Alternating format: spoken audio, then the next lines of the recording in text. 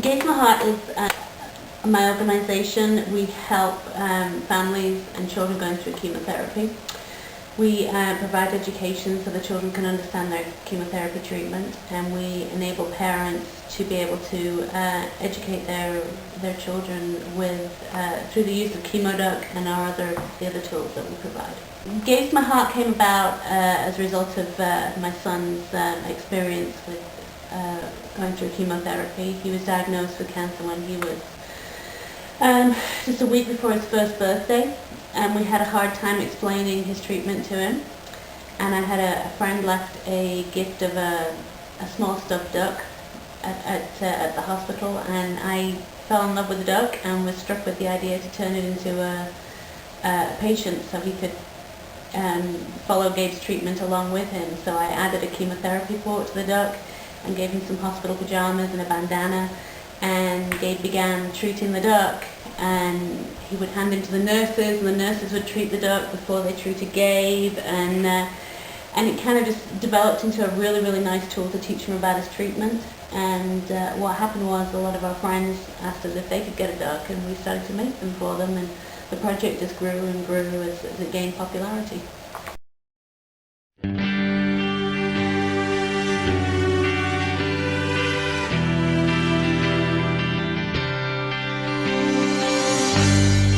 You're not alone, together we stand. I'll be by your side, you know I'll take your hand. When it gets cold and it feels like the end, there's no place to go, you know I won't give in. No, I won't give in.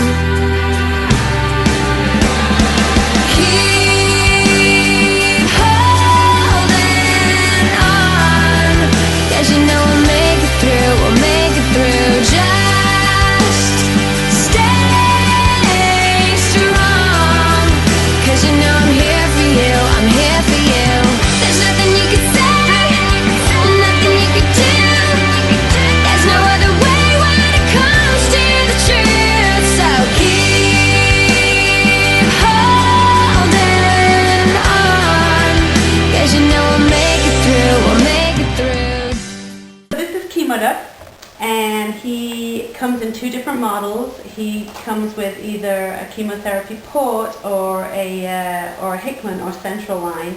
This one happens to be a port, and the difference is a central line. If a child has a central line, it is continually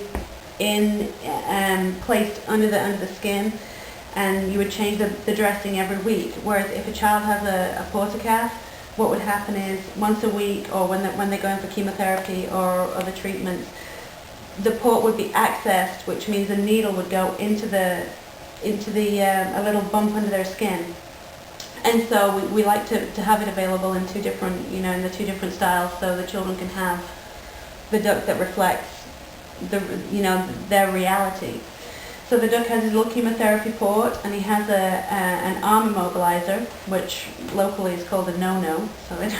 And what these are used for is to, if children have peripheral IVs, it stops the child being able to bend their arm and pull the IV lines out. So they're all pretty well, they all pretty much know what a no-no is. He has his little hospital pajamas and his little bandana to cover his little bald head. And he also comes with a bilingual book which explains how the parents can use the duck to work with the children, and it's in English and Spanish, and so we are really hoping to branch out and have the whole website and everything available bilingual, but at the moment it's just the book that is. And there's also a DVD that explains to parents the best way to interact with their child and the duck. I think one of the most moving experiences I've had was probably when we launched ChemoDuck at Vanderbilt Children's Hospital. We had a big party, and a lot of the kids who were on treatment at the time came down and received their ChemoDucks from Gabe himself. And it was just really gratifying to see him giving back. And he was, at that point in time, he was off treatment and doing so well. And to see him interacting so naturally with the kids who were still in treatment, and this was so much a part of his life. And he met a couple of friends that day that have just absolutely touched our hearts, and it was just very very heartwarming to see the circle, everything come full circle, and to know that Gabe was giving back to his community. Who saved this world, and there's 10 million more who probably could, if we all just stopped and said a prayer for them. So take these words and sing out loud, 'cause everyone is forgiven now, 'cause tonight's the night the world begins again.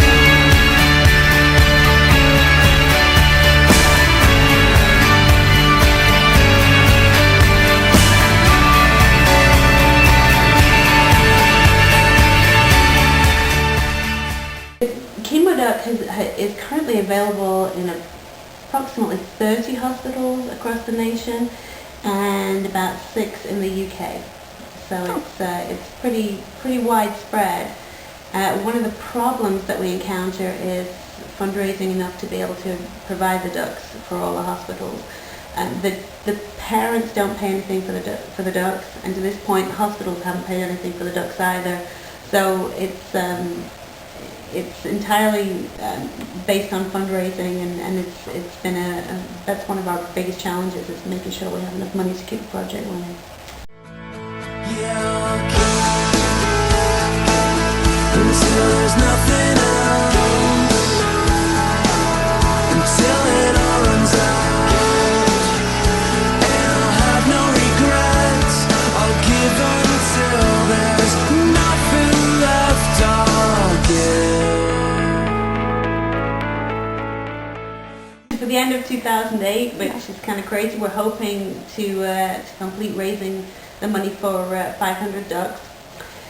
It costs $25 to put a duck in the hands of a child, and we're hoping to raise enough to put 500 ducks in the hands of 500 children by the end of the year. It's kind of a tall order, but you have to dream big, and so that's our goal for the end of 2008.